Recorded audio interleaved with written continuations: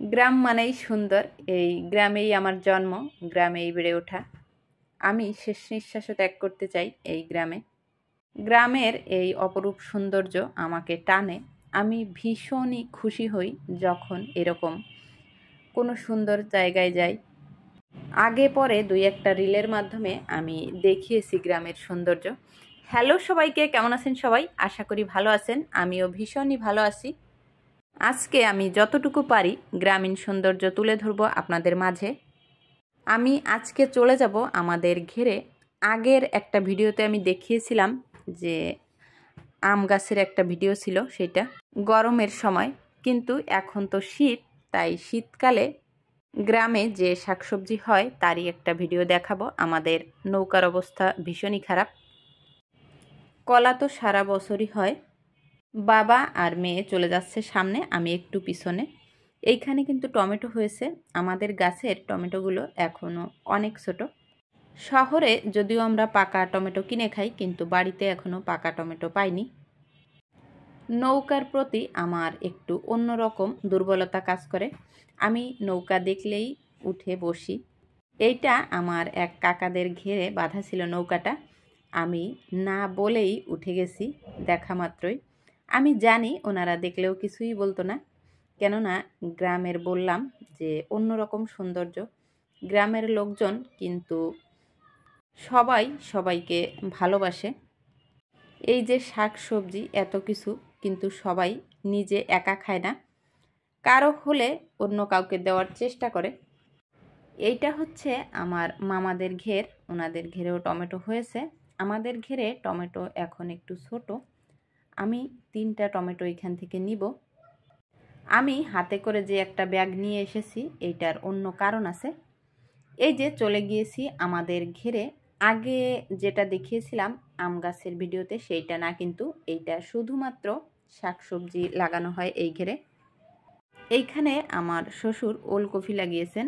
আমি এখান থেকে তুলে নিব বাড়ির জন্য খেতে। আর মামনি বলতেছিল যে ওই আগে উঠাবে, কিন্তু পারতেছিল না।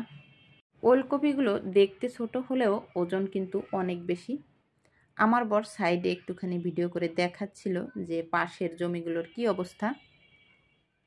আমাদের এলাকায় প্রত্যেক ঘেরের মাঝখানেই কিছু জমি রাখা হয় ধান লাগানোর জন্য।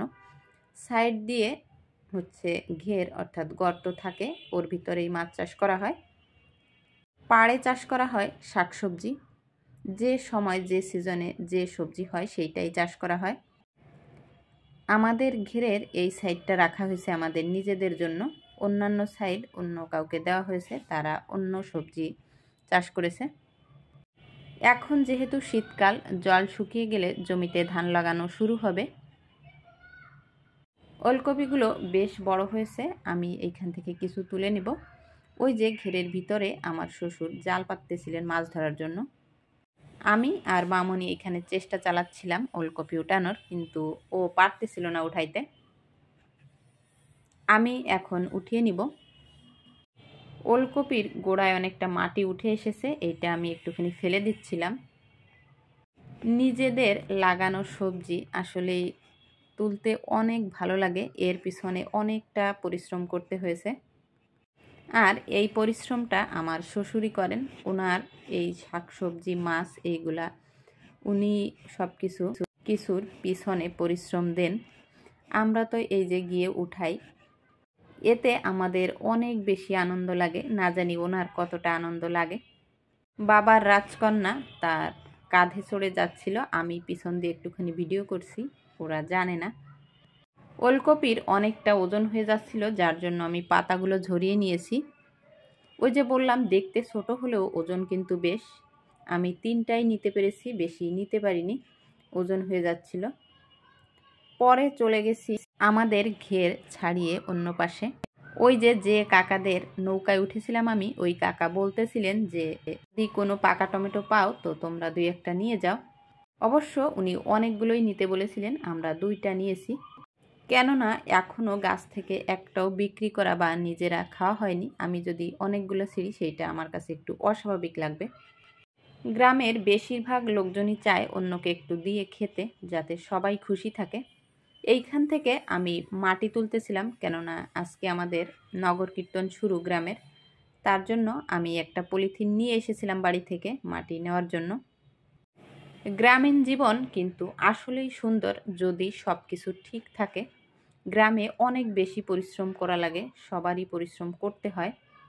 এই যে এত ফসল, এত শাকসবজি দেখতে পাচ্ছেন, এগুলো কিন্তু শুধু শুধু হয় না, সকলের অনেক বেশি পরিশ্রম, প্রচেষ্টা সব কিছু থাকে, তারপরে এগুলা তৈরি হয়।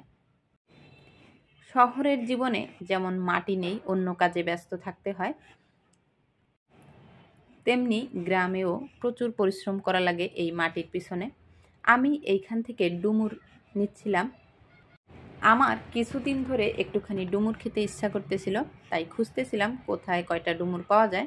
আমাদের গাছে কিন্তু কাঁঠাল হয়েছে।